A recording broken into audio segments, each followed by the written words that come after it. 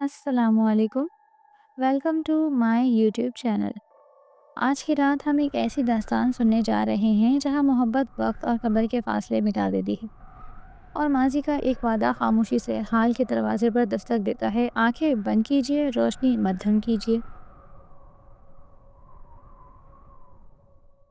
اور سرد گلابوں کی خوشبو کو محسوس کرتے ہوئے خود کو ایک اندیکھی دنیا میں کھو جانے دیجیے۔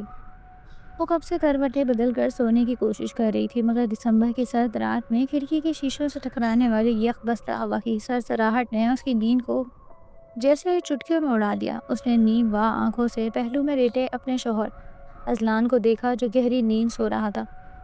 فرین نے آہستہ سے ہاتھ بڑھایا اور سائے ٹیبل پر رکھے گلاب کے گلدان کو چھوا۔ اذلان کی شادی کی پہلی سالگرہ پر لائے گئے ان سرخ گلابوں سے ایک عجیب سی میٹھی اور دلکش خوشبو آ رہی تھی۔ شادی کو صرف 2 ماہ ہوئے تھے، لیکن ان 2 مہینوں میں فرین نے اپنے دل میں ایک انکہی جنگ محسوس کی تھی۔ اذلان ایک مثالی شخص تھا، انتہائی خیال رکھنے والا، شفیق اور کامیاب کاروباری۔ اس نے فرین کے لیے ہر آسائش مہیا کی تھی، لیکن اس کے باوجود فرین کے اندر ایک خلا سا تھا۔ اس کا ماضی اسے چین نہیں لینے دیتا تھا۔ اس کی پہلی محبت شامیر فرین کو یاد تھا۔ شامیر بھی بالکل اذلان جیسا تھا، محبت کرنے والا، جذباتی، مگر شاید اس کی تقدیر میں اس کا ساتھ لکھا نہ تھا۔ شادی سے کچھ عرصہ قبل ہی وہ ایک کاروباری دورے پر ملک سے باہر گیا اور پلٹ کر واپس نہیں آیا۔ کسی نے کہا وہ حادثے کا شکار ہو گیا، کسی نے کہا وہ خود بھاگ گیا۔ وقت زیادہ گزرا تو فرین کے والدین نے اسے اذلان سے بیاہ دیا۔ فرین نے آہستگی سے اپنا ہاتھ گلدان سے ہٹایا۔ اسے گلدان کی سطح پر غیر متوقع طور پر کچھ نمی سی محسوس ہوئی، لیکن اس نے اسے نظر انداز کر دیا۔ وہ بیڈ سے اٹھی اور آہستگی سے قدم اٹھاتی کمرے سے باہر نکل آئی۔ وہ اس عالیشان گھر کے ماحول میں خود کو قید محسوس کرتی تھی۔ یہاں چیز پرفیکٹ اور خوبصورت تھی، مگر اس کے اندر کا اضطراب بڑھتا ہی جا رہا تھا۔ وہ سیڑھیاں اتر کر نیچے لاؤنج میں آئی۔ لاؤنج کی گلاس ڈور سے باہر سرد برسات زدہ رات کا منظر دکھائی دے رہا تھا۔ بالوں کی گرج اور بارش کی بوندوں کی تیز آواز نے ماحول کو مزید خوفناک بنا دیا تھا۔ اسے یاد آیا، ایسی ہی برسات کی ایک رات میں شامیر نے اسے اپنے آنے کا وعدہ کیا تھا۔ میں لوٹ آؤں گا فرین، جب بارش کی بوندیں زمین کو چھو رہی ہوں گی۔ تم صرف ایک گلاب لے کر میرا استقبال کرنا۔ فرین نے سرد آہ بھری۔ وہ بارش دیکھنے کے لیے گلاس ڈور کی طرف بڑھی، لیکن اس سے پہلے کہ وہ ڈور کھلتی، بجلی زور سے کڑکی اور لاؤنج میں ایک سفید روشنی کا سیلاب آ گیا۔ اسی روشنی میں اسے شیشے کے پار ایک سایہ کھڑا دکھائی دیا۔ وہ دھندلا، لمبا اور میرون رنگ کے دھند لگے میں لپٹا ہوا تھا۔ فرین کے جسم میں کپ کپی دوڑ گئی۔ اسے لگا جیسے اس کے گرد و نواح کی فضا اچانک مزید سرد ہو گئی ہے۔ وہ وہم سمجھ کر واپس پلٹنا چاہتی تھی، لیکن اس سائے نے ایک ہاتھ اٹھا کر شیشے پر آہستہ سے تھپکی دی، جیسے کوئی دروازہ کھٹکھٹا رہا ہو۔ فرین کے ہونٹ خشک ہو گئے۔ اس نے اذلان کو آواز دینے کی کوشش کی، مگر آواز حلق سے نہ نکل سکی۔ وہ پیچھے ہٹنے کے بجائے اس سائے کو گھورنے لگی۔ پھر بجلی دوبارہ کڑکی اور اس بار شیشے کے پار کھڑا وجود بالکل واضح ہو گیا۔ وہ ایک خوبصورت نوجوان تھا، مگر اس کی آنکھوں میں گہری اداسی اور ایک عجیب سی چمک تھی۔ اس کے ایک ہاتھ میں گلاب کا تازہ پھول۔ ایک لمحے کو فرین کو لگا جیسے یہ شامیر ہے، لیکن یہ بات ناممکن تھی۔ سائے نے گلاب کا پھول شیشے کے بالکل قریب لایا، جیسے وہ اسے فرین کو دینا چاہتا ہو۔ شیشے کے اندر سے فرین کو ایک بار پھر وہی نشہ آور گلاب کی خوشبو محسوس ہوئی۔ یہ وہم نہیں تھا، وہ خوشبو حقیقی تھی۔ خوف کے مارے فرین نے ایک زور دار چیخ ماری اور سر پر ہاتھ رکھ کر پیچھے کی طرف گر گئی۔ فرین کی چیخ سن کر اذلان ہڑبڑا کر اٹھا اور تیزی سے سیڑھیاں اترتا ہوا لاؤنج میں آیا۔ اس نے فرین کو زمین پر بے ہوشی کی حالت میں پایا۔ وہ فوراً اس کے پاس گیا اور اسے گود میں اٹھایا۔ فرین، آنکھیں کھولو فرین، کیا ہوا ہے تمہیں؟ اذلان نے پریشانی سے کہا۔ فرین کو جیسے ہوش آیا، وہ خوفزدہ نظروں سے گلاس ڈور کی طرف اشارہ کرنے لگی۔ وہ وہاں تھا، گلاب کا پھول لیے۔ اذلان نے گلاس ڈور کے باہر دیکھا۔ سوائے تیز بارش اور سرد ہوا کے وہاں کوئی نہیں تھا۔ اس نے باہر کے دروازوں اور کھڑکیوں کو لاک چیک کیے، سب بند تھے۔ اس نے فرین کو تسلی دی، اسے اوپر کمرے میں لے گیا اور بستر پر لٹا دیا۔ کوئی نہیں تھا میری جان، تم نے کوئی برا خواب دیکھا ہوگا یا بخار کی وجہ سے تمہیں وہم ہوا ہو، اذلان نے نرمی سے کہا۔ اس کی پیشانی کو چھو کر بخار چیک کیا۔ فرین کانپ رہی تھی۔ اذلان نے اسے آیت الکرسی پڑھنے کو کہا اور وہ خود بھی وہیں بیٹھا رہا جب تک کہ فرین نیند کی آغوش میں چلی گئی۔ اگلی صبح فرحین جاگ گئی اور خود کو کافی بہتر محسوس کیا۔ رات کا خوف ایک بھیانک خواب لگ رہا تھا۔ اذان آفس جا چکا تھا۔ ناشتہ کرنے کے بعد اس نے فیصلہ کیا کہ وہ گھر سے باہر نکلے گی اور معمول کی سرگرمیوں میں خود کو مصروف کرے گی تاکہ وہ وہم اور خوف اس پر دوبارہ حاوی نہ ہو۔ اسے کتابوں سے جنون کی حد تک لگاؤ تھا۔ اس نے خانساموں کو دوپہر کے کھانے کا بتا کر گاڑی نکالی اور شہر میں منعقد ہونے والے بک فیئر کی طرف روانہ ہو گئی۔ فیئر میں کتابوں کی خوشبو اور لوگوں کا ہجوم دیکھ کر اسے کچھ سکون ملا۔ وہ شاعری کی کتابوں کے سیکشن میں پہنچی اور اپنی پسندیدہ داغ دہلوی کی غزلوں کی کتاب نکالی۔ ایک غزل پڑھتے ہوئے اس کی نظر ایک مصرے پر ٹھہر گئی۔ وہ جو ہم میں تم میں قرار تھا، تمہیں یاد ہو کہ نہ یاد ہو۔ اچانک اس کے ارد گرد موجود لوگ اور آوازیں جیسے تھم گئی۔ اسے لگا ایک سرد لہر سی اس کی کمر میں دوڑ گئی ہو اور گلاب کی تیز خوشبو نے اسے اپنے حصار میں لے لیا۔ اس کے دل کی دھڑکنیں تیز ہو گئی تھی۔ پھر اس کے کان میں ایک مدھم سرگوشی گونجی، لوٹ آیا ہوں فرحین، اپنا وعدہ پورا کرنے۔ اس کی نظریں بے اختیار اس غزل کے صفحے پر جم گئی تھی۔ اسے لگا جیسے کوئی طاقت اس کے ہاتھ کو کنٹرول کر رہی ہے۔ اس نے بے اختیار اپنی ڈائری نکالی اور اسی غزل کو لکھنا شروع کر دیا، جیسے وہ کسی کے کہنے پر کوئی املا کر رہی ہو۔ جب اس نے آخری مصرع لکھا تو وہ ہوش میں آئی اور ڈائری کو خوف کے مارے دور پھینک دیا۔ اس نے ارد گرد دیکھا، لوگ معمول کے مطابق موجود تھے، کوئی غیر معمولی بات نہ تھی۔ مگر جب اس کی نظریں میز پر پڑی جہاں وہ کتاب دیکھ رہی تھی، میز پر تازہ گلاب کے پھول بکھرے ہوئے تھے اور اس کے قریب رکھی ایک خالی تختی پر کسی نے سرخ رنگ سے لکھا، گلاب سے استقبال کا وعدہ تھا میری جان۔ فرحین کا چہرہ پیلا پڑ گیا۔ وہ کوئی سرخ رنگ نہیں تھا، وہ خون تھا۔ اسے اپنے وجود میں کپکپی سی محسوس ہوئی۔ اس نے بغیر کوئی لمحہ ضائع کیے وہاں سے بھاگنا مناسب سمجھا۔ یہ کوئی وہم نہیں تھا، یہ سب حقیقی تھا۔ شام کو جب اذلان گھر لوٹا تو فرحین بے حد چپ چاپ اور سہمی ہوئی تھی۔ کھانا کھانے کے بعد جب وہ دونوں باغ میں چہل قدمی کر رہے تھے تو فرحین نے اذلان کا بازو مضبوطی سے تھام لیا۔ اذلان، مجھے اس گھر میں بہت ڈر لگتا ہے۔ میں نہیں جانتی کہ کیا ہو رہا ہے، مگر کچھ ٹھیک نہیں ہے۔ اذلان نے اسے تسلی دینے کے لیے مسکرانے کی کوشش کی۔ فرحین، تم بس ڈراؤنی کتابیں پڑھنا بند کر دو، تم حساس ہو اور یہ کہانیوں کا اثر ہے۔ لیکن جیسے ہی وہ باغ میں لگے گلاب کی جھاڑیوں کے قریب پہنچے، فرحین کی آنکھوں میں ایک انجانی چمک نمودار ہو گئی۔ اس کے چہرے پر ایک غیر معمولی مسرور کی مسکراہٹ پھیل گئی اور وہ ایک ٹرانس کی کیفیت میں جھاڑیوں کی طرف بڑھنے لگی۔ وہ پاگلوں کی طرح گلاب کے پھول توڑنے لگی۔ مجھے اس کا استقبال کرنا ہے، اس نے کہا تھا کہ گلاب لے کر انتظار کرنا۔ فرحین بے خودی میں بڑبڑانے لگی۔ اذلان ایک دم ٹھٹک گیا اور بھاگ کر اس کے پاس پہنچا۔ فرحین، یہ کیا کر رہی ہو؟ پاگل ہو گئی ہو کیا؟ اذلان نے جب زور سے اس کا بازو جھنجھوڑا تو وہ ہڑبڑا کر ہوش میں آئی۔ اس نے اپنے ہاتھوں میں رکھے کچلے ہوئے گلابوں کو ایسے جھٹک دیا جیسے وہ کوئی آگ ہو۔ اس کا چہرہ ایک لمحے میں خوف سے سفید ہو گیا۔ اگلے ہی لمحے فرحین روتے ہوئے اذلان کے سینے سے لگ گئی۔ میں نہیں جانتی میں نے کیا کیا۔ میں نہیں تھی، کوئی اور تھا جو مجھ سے یہ سب کروا رہا تھا۔ اذلان کو شرمندگی سی محسوس ہوئی۔ باغ کا مالی ان دونوں کو عجیب سی نظروں سے گھور رہا تھا۔ اذلان کو فرحین کی بیماری کا تو علم تھا، لیکن اس کی یہ جنونی حرکتیں اس کے لیے نئی تھیں۔ وہ فوری طور پر مالی کو جرمانہ ادا کر کے فرحین کو لے کر گھر کی طرف بڑھا۔ فرحین نے ایک ہی بات دہرائی جا رہی تھی، میں یہ سب نہیں کری اذلان، کوئی ہے جو مجھے کنٹرول کر رہا ہے، مجھے وہ پرانی باتیں یاد دلاتا ہے جو میں بھولنا چاہتی ہوں۔ اذلان نے اسے مضبوطی سے پکڑا۔ میں نے تم سے صرف ایک ہی بات کہی تھی، اگر تم مجھ سے کوئی بات چھپاؤ گی تو میرے لیے تمہیں سمجھنا مشکل ہو جائے گا۔ کیا تم مجھے اپنے ماضی کے بارے میں نہیں بتا سکتی؟ فرحین نے آنسوؤں کے ساتھ کہا۔ اذلان، وہ شامیر تھا، میری زندگی کا سیاہ باب، وہ واپس نہیں آ سکتا، وہ مر چکا ہے۔ اذلان کو جیسے کوئی دھچکا لگا۔ اس نے غصے سے اپنا بازو فرحین سے چھڑایا اور کمرے سے باہر نکل گیا۔ اسے غصہ اس بات پر نہیں تھا کہ فرحین کسی اور سے محبت کرتی تھی، بلکہ اس بات پر تھا کہ اس کے ماضی کا بھوت اس کے حال کی زندگی کو تباہ کر رہا تھا۔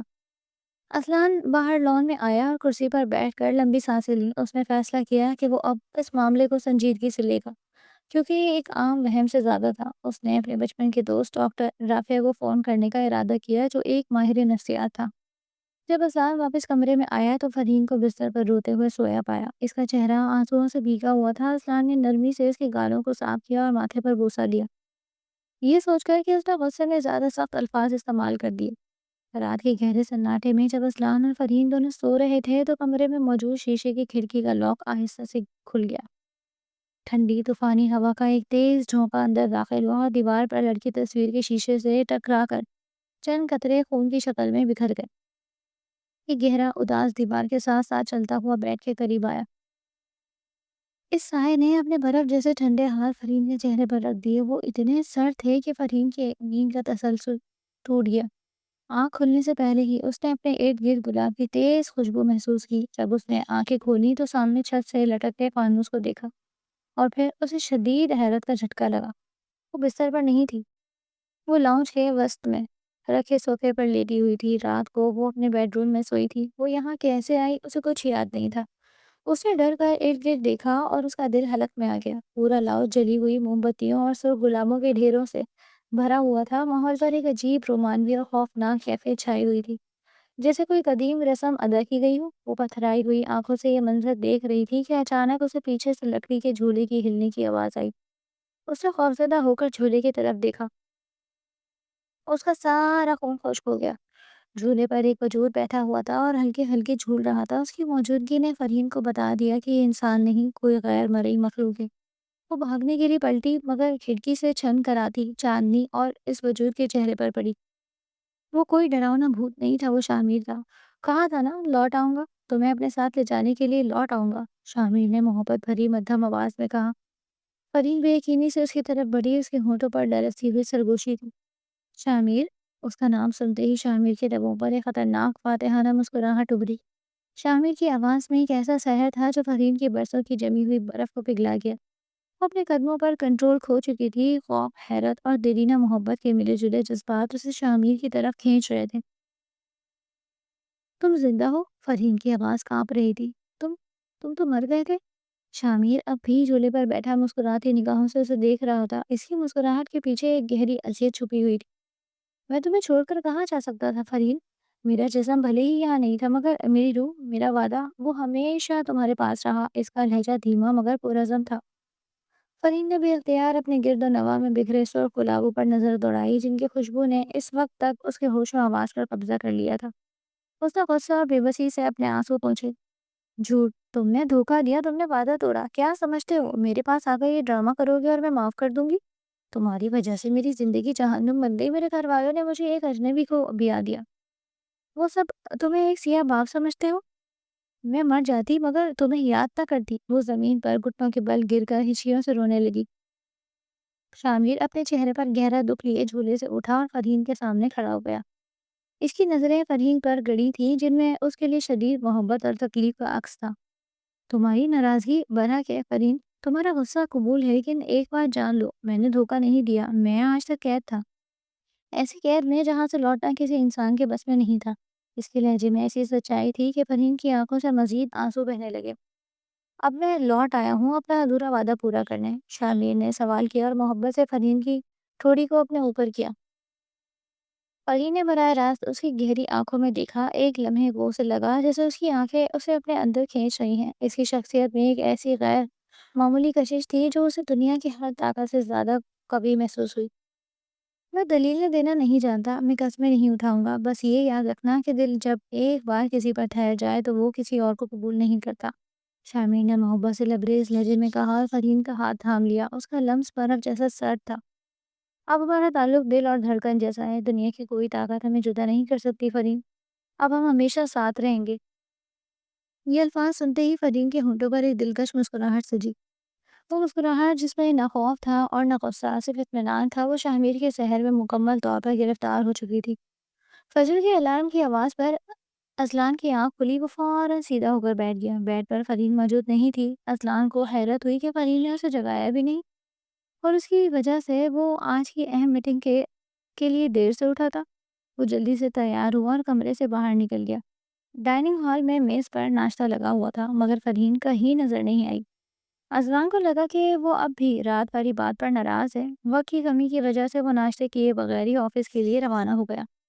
دن بھر میٹنگز میں مصروف رہنے کے باوجود اذلان کے ذہن میں مسلسل فرین کی غیر معمولی حرکتیں گردش کر رہی تھیں۔ اسے لگا کہ وہ حد سے زیادہ غصہ کر گیا۔ اس کی ناراضگی دور کرنے کے لیے اس نے راستے میں ایک دکان سے خوبصورت سرخ گلابوں کا گلدستہ خریدا اور گھر کی طرف بڑھا۔ گلدستہ پکڑے وہ جیسے ہی لاؤنج میں داخل ہوا، وہ بری طرح چونک گیا۔ پورا لاؤنج سجا ہوا تھا، بے شمار گلاب کے پھول ہر جگہ بکھرے تھے اور کمرے میں جگہ جگہ آرائشی موم بتیاں لگی ہوئی تھیں۔ کھڑکیوں پر لگے پردے بدل کر میرون رنگ کے سلک کے پردے لٹک رہے تھے۔ وہ حیرت سے یہ تبدیلی دیکھتا ہوا آگے بڑھا اور کونے میں کھڑی فرحین کو دیکھا۔ فرحین ایک بلیک جینز اور خوبصورت میرون کرتے میں ملبوس تھی۔ بال کھلے تھے اور ہونٹوں پر سرخ لپسٹک تھی جو اسی یونیورسٹی کے زمانے کی فرحین کی یاد دلا رہی تھی۔ وہ کسی گلدان میں گلاب کے پھول سجا رہی تھی۔ فرحین، یہ کیا کر رہی ہو؟ اور یہ سب کیا ہے؟ ازلان نے حیرانگی سے پوچھا۔ فرحین نے پھول سیٹ کرتے ہوئے مسکرا کر ازلان کی طرف دیکھا۔ اس کی مسکراہٹ میں ایک عجیب سی بے حسی تھی جسے وہ دنیا سے بے خبر ہو۔ خوبصورت ہے نا؟ اس نے سوال کیا اور ازلان کے ہاتھ میں موجود تازہ گلدستے پر نظر پڑی۔ اس نے آہستہ سے گلدستہ پکڑا تو ازلان نے اپنی گرفت ڈھیلی کر دی۔ یہ میں تمہارے لیے لایا تھا۔ فرحین نے شوق سے گلابوں کو دیکھا، پھر گلدستہ ایک کونے میں رکھ دیا۔ اچھا، تم جا کر ہاتھ منہ دھو لو، مجھے سخت بھوک لگی ہے، صبح سے میں نے کچھ نہیں کھایا ہے، میں نے کھانا لگوا دیا ہے، تم کھا لو۔ ازلان کو اس کا یہ خشک مختصر لہجہ عجیب لگا۔ اس نے ایک دم فرحین کا بازو پکڑ لیا۔ تم نہیں کھاؤ گی؟ اور کیا تم ابھی تک ناراض ہو؟ مجھے بھوک نہیں ہے، فرحین نے سادہ سپاٹ لہجے میں کہا اور اپنا بازو جھٹکے سے چھڑا کر تیز قدموں سے کمرے کی طرف جانے لگی۔ ازلان سمجھ گیا کہ وہ تیار ہونے جا رہی ہے۔ ازلان تنہا لنچ کرتے ہوئے بھی فرحین کی غیر معمولی تبدیلیوں کے بارے میں سوچتا رہا۔ آج اس نے آتے ہی ازلان کو بالکل وقت نہیں دیا تھا۔ وہ بے دہانی میں سیڑھیاں چڑھنے لگا اور بیڈ روم میں آیا تو دوبارہ حیران رہ گیا۔ فرحین بستر پر سکون سے سو رہی تھی۔ اسے اس وقت سونے کی عادت نہیں تھی۔ ازلان کو تشویش ہوئی کہ کہیں وہ پھر بیمار نہ ہو گئی ہو۔ وہ چپ چاپ بیڈ کے دوسری طرف بیٹھ کر اپنا فون استعمال کرنے لگا۔ تھکاوٹ کی وجہ سے فون استعمال کرتے کرتے ہی اس کی آنکھ لگ گئی۔ اس کی نیند کے دوران فرحین بیدار ہو گئی اور غیر محسوس طریقے سے اٹھ کر باہر چلی گئی۔ رات آدھی سے زیادہ گزر چکی تھی۔ ماحول پر گہرا سکون تھا، لیکن باہر طوفانی ہوائیں زور زور سے گونج رہی تھی۔ اندھیری رات میں فرحین ڈریسنگ ٹیبل کے سامنے بیٹھی۔ اس نے ایک میرون رنگ کا لانگ فراک پہنا ہوا تھا۔ وہ میک اپ کٹ سے سرخ لپسٹک نکال کر نفاست سے ہونٹوں پر لگا رہی تھی۔ بالکل وہی لباس تھا جو اس نے شامیر کی پہلی ملاقات پر پہنا تھا۔ تیار ہو کر وہ کمرے سے باہر آ گئی اور لاؤنج کی سیڑھیاں اترنے لگی۔ لاؤنج میں آ کر اس نے کینڈل اسٹینڈ پر موجود موم بتیوں کو جلایا۔ جیسے ہی روشنی پھیلی اسے کسی کی موجودگی کا احساس ہوا۔ اس کے ہونٹوں پر خود بخود مسکراہٹ آ گئی۔ تم آ گئے ہو شامیر؟ میں تو گئی ہی نہیں تھی، بھلا جو اپنا انتظار کروائے۔ شامیر لاؤنج کے وسط میں کھڑا تھا اور محبت سے اسے دیکھ رہا تھا۔ فرحین اس کے قریب آنے لگی۔ دیکھو میں کیسی لگ رہی ہوں؟ بہت حسین، بالکل ویسے ہی حسین جیسے اس دن تھی۔ یاد ہے وہ دن؟ ہاں، وہ دن بھلا کیسے بھولوں؟ شامیر نے اسے محبت سے دیکھتے ہوئے کہا۔ یہی وہ لباس ہے نا جو تم نے اس دن پہنا تھا جب میں نے تمہیں پروپوز کیا تھا؟ تم اس دن بھی بالکل اسی طرح خوبصورت لگ رہی تھی۔ فرحین شرم سے نظریں جھکا گئی۔ تمہیں پتا ہے میں نے کہہ کر وہ سارے کپڑے منگوائے ہیں جو میں یونیورسٹی میں پہنتی تھی۔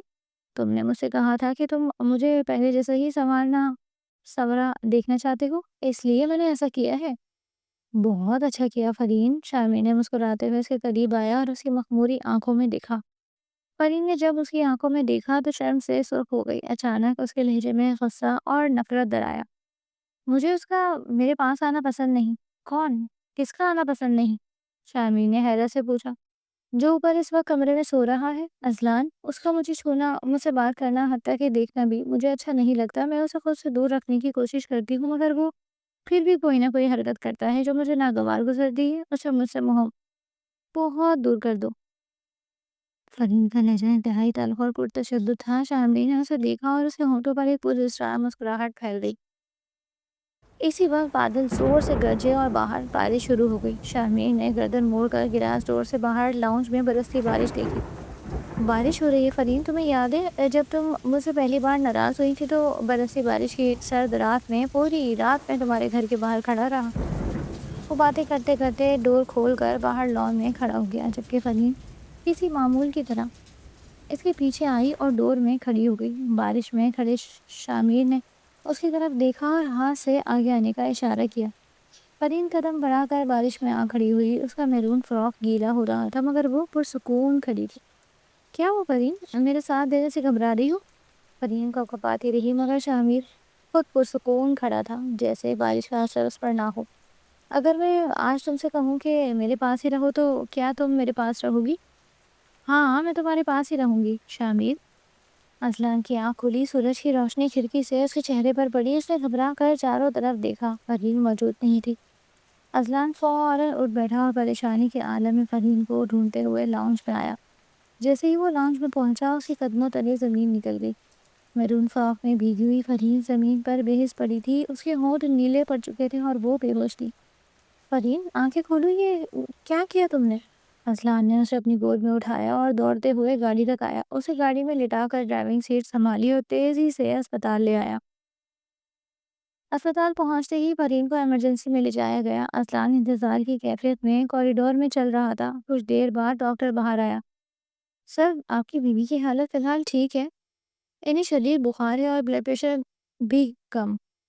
انہیں کم از کم 3 دن تک داخل رہنا ہوگا، آپ ان کے پاس جا سکتے ہیں۔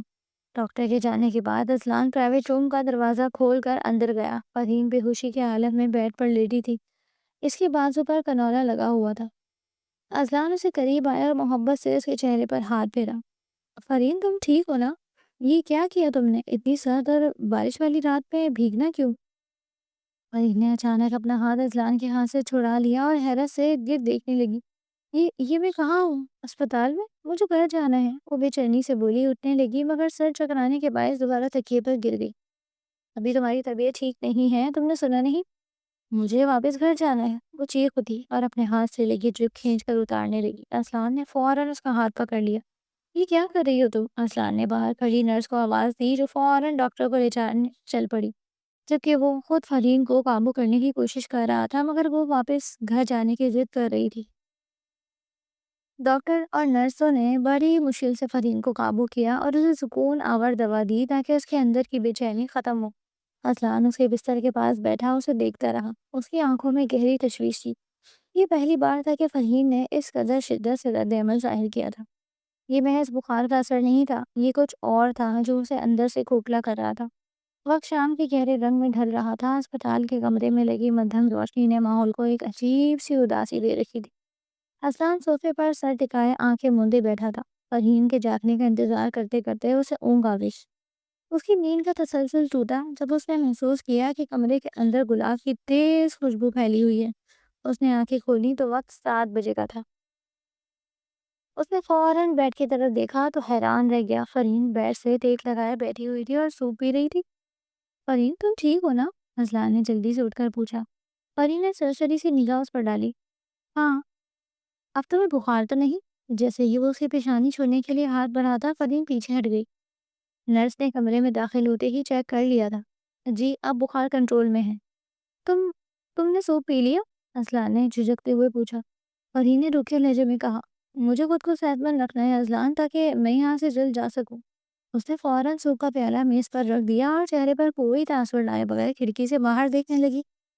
اذلان کو لگا کہ وہ اب بھی پچھلی رات کی تلخ کلامی پر ناراض ہے۔ تم مجھ سے ناراض ہو؟ نہیں، اس نے مختصر سا جواب دے کر منہ پھیر لیا۔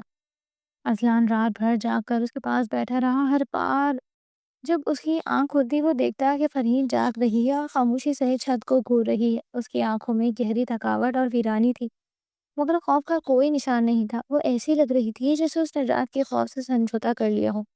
2 دن بعد جب فرین اسپتال سے ڈسچارج ہوئی، وہ اور اذلان اسپتال کی پارکنگ میں اپنی گاڑی کی طرف بڑھ رہے تھے۔ اذلان کی نظر اپنی کار کے قریب بیٹھے ایک ملنگ پر پڑی، جو لمبا سا سیاہ چوغا پہنے منہ نیچے کیے خاموشی سے زمین پر بیٹھا تھا۔ اس کے چہرے پر ہلکی داڑھی تھی اور اس کے گلے میں چاندی کی مالائیں پڑی تھی، جس سے خوفناک پکار جھلکتا تھا۔ اذلان نے اپنے والیٹ سے پیسے نکالے اور فرین کی طرف بڑھائے۔ یہ لو فرین، یہ اس ملنگ کو اپنے ہاتھوں سے دے دو، ایسے لوگوں کی دعائیں بہت اثر رکھتی ہیں۔ فرین نے کچھ جھجک محسوس ہوئی مگر اذلان کا مان رکھنے کے لیے وہ اس کی طرف بڑھی۔ یہ لو بابا جی۔ فرین کی آواز پر ملنگ نے سر اٹھایا اور اس کی طرف دیکھا تو یکدم چونک گیا۔ اس کی گہری سرخ آنکھوں میں شدید لرزش تھی۔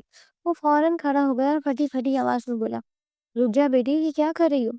جو تم حاصل سمجھتی ہو وہ تمہیں خالی ہاتھ کرنے آیا ہے، جو تم منزل سمجھتی ہو وہ راستے مٹانے آیا ہے، جسے تم اپنا سمجھتی ہو وہ تمہیں ساتھ لے جانے آیا ہے۔ ملنگ تیزی سے فرین کی طرف قدم بڑھا رہا تھا۔ جو تم زندگی سمجھتی ہو وہ موت ہے، موت سے یاری نہیں لگاتے۔ وہ ایک دم کھڑا ہو کر اسے شدت سے سمجھانے کی کوشش کر رہا تھا۔ فرین نے کان نہیں دھرے اور گاڑی کی طرف بڑھنے لگی۔ تم سنتی کیوں نہیں؟ یہ سایہ تمہارا پیچھا کر رہا ہے، اس نے تمہارے ماضی کا دروازہ کھول دیا ہے، تمہارے اندر اس کی محبت کی گرمی نہیں، قبر کی ٹھنڈک ہے۔ ملنگ اس کے پیچھے پیچھے چلتا رہا اور زور زور سے بولتا رہا۔ اذان نے صورتحال دیکھ کر تیزی سے ملنگ کے سامنے آ کر پوچھا، کیا بات ہے بابا جی، کیوں میری بیوی کو تنگ کر رہے ہو؟ اچانک ملنگ نے اذان کی طرف دیکھا۔ اس کی نظر میں کچھ ایسا تھا کہ اذان ایک لمحے کو کپکپا گیا۔ ملنگ نے گہری آہ بھری اور بڑبڑاتا ہوا وہاں سے غائب ہو گیا، جیسے وہ وہاں کبھی تھا ہی نہیں۔ اذان نے مزید کوئی بات نہیں کی اور گاڑی آگے بڑھا دی، مگر ملنگ کے آخری الفاظ اس کے ذہن میں گھوم رہے تھے۔ گھر واپس آنے کے بعد اگلے 2-4 دن میں فہیم کا رویہ غیر معمولی رہا۔ وہ مزید چپ اور تلخ ہو گئی تھی۔ ایک دن جب وہ کسی فائل میں مصروف تھا اور فرحین لان میں بیٹھی کسی ان دیکھی چیز سے گفتگو کر رہی تھی تو اذلان سے برداشت نہ ہوا اور وہ فوراً اس کے سامنے آیا۔ یہ سب کب تک چلے گا فرحین؟ میں تنگ آ گیا ہوں، نہ تمہارا دھیان گھر پر ہے نہ میری جانب، کیا مسئلہ ہے؟ کیا اب میں تمہیں اچھا نہیں لگتا؟ فرحین نے غصے میں اپنا چہرہ اس کی طرف موڑا، اس کی آنکھوں میں نفرت کا گہرا رنگ تھا۔ تمہیں نظر نہیں آتا میری طبیعت خراب ہے؟ تمہیں فرق بھی پڑتا ہے میرے مرنے یا جینے سے؟ اذلان حیران ہکا بکا رہ گیا۔ یہ الفاظ فرین کے نہیں تھے، وہ اتنی دل اتنی بے رحم نہیں ہو سکتی تھی۔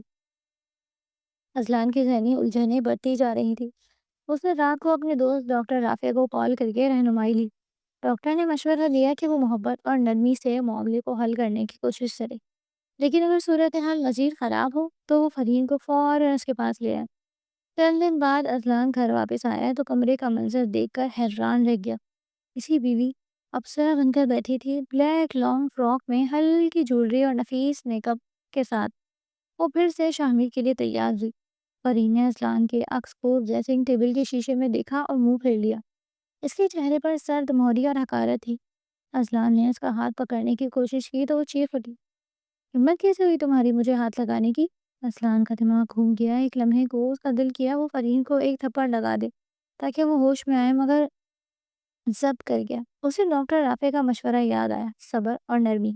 اذلان کے کاروبار کا ایک بڑا پروجیکٹ لاہور میں تھا اور اسے جلد ہی وہاں جانا تھا۔ فرین کا یہ رویہ دیکھ کر اس نے اپنی پرسنل سیکریٹری ہنا کو پروجیکٹ کے لیے اپنے ساتھ لے جانے کا فیصلہ کیا۔ وہ جانتا تھا کہ فرین اس پر غصہ کرے گی، مگر فرین کے رویے نے اسے بغاوت پر مجبور کر دیا۔ رات کی سیاہی ہر چیز کو گھیر رہی تھی۔ تیز ہوا کے جھونکے پردے ہلانے لگے، کمرے میں گلابوں کی خوشبو پھیل گئی، کینڈل اسٹینڈ کی موم بتیوں نے خود بخود آگ پکڑ لی۔ فرین کے کان میں کسی نے مدھم آواز میں سرگوشی کی، فرین اٹھو، میں آ گیا ہوں۔ فرین نے فوراً آنکھیں کھولی اور سیدھی ہو کر بیٹھ گئی۔ شامیر جو بیڈ کے سامنے جھولے پر بیٹھا تھا مسکرا رہا تھا۔ کہاں چلے گئے تھے؟ فرین کے ہونٹوں پر شکوہ آیا۔ کہاں جا سکتا ہوں، تمہاری محبت ہر جگہ موجود ہے، شامیر نے خمارہ لہجے میں کہا۔ فرین کے دل میں محبت کا احساس شدت اختیار کر گیا۔ شامیر نے اپنے جذبات کا اظہار کرتے ہوئے کہا، تمہیں اپنا سچا پیار چننا ہوگا فرین، تمہاری جگہ اس گھر میں نہیں، میرے ساتھ ہے۔ فرین نے اس کی طرف دیکھا تو اس کی آنکھوں میں اپنے لیے یقین اور غیر متزلزل محبت دیکھی۔ محبت تو ٹھہراؤ مانگتی ہے فرین، مگر وہ شخص اذلان کسی ایک جگہ پر رکنا نہیں چاہتا، تمہیں اس دنیا کی رسمیں توڑنی ہوں گی۔ شامیر نے اسے دلہن بنا کر اپنے ساتھ آخری منزل کی طرف لے جانے کا ارادہ کیا۔ فرین نے شامیر کے برف جیسے سرد ہاتھ پہ اپنا ہاتھ دیا۔ وہ دونوں کمرے سے باہر نکلے، وہ ان کے ملن کا وقت تھا۔ شامیر نے دروازہ کھولا، باہر اندھیرا اور قبرستان کی سی خاموشی چھائی ہوئی تھی۔ شامیر اسے ساتھ لے کر چلتا ہوا ایک دھند میں گم ہو گیا۔ اذلان کی آنکھ ایک بھیانک خواب کو دیکھ کر کھلی۔ اس نے فون اٹھایا مگر فرین کا فون بند تھا۔ وہ فوراً بیڈ سے اٹھا، کپڑے بدلے، گاڑی میں بیٹھا اور رات کے 4 بجے لاہور کی طرف روانہ ہو گیا۔ صبح 6:30 بجے جب وہ لاہور میں اپنی سوسائٹی میں پہنچا، اس نے ایک ایسا منظر دیکھا جس نے اس کی روح کو ہلا دیا۔ فرین اپنی شادی کا لال دوپٹہ اوڑھے آنکھیں بند کیے زمین پر لیٹی ملی۔ اس کے ارد گرد سرخ گلاب بکھرے ہوئے تھے جو رات کی شبنم سے بھیگے ہوئے تھے۔ اذلان گھٹنے ٹیک کر بیٹھا، فرین کو اپنے مضبوط ہاتھوں میں اٹھایا اور اپنے گھر کی طرف چل پڑا۔ وہ اس بے رحم سچائی سے بے خبر تھا کہ کسی روح کی ادھوری محبت نے ایک معصوم لڑکی کی جان لے لی تھی۔ شامل نے اپنا وعدہ پورا کر دیا تھا، فرین کو اپنے ساتھ لے جانے کا وعدہ۔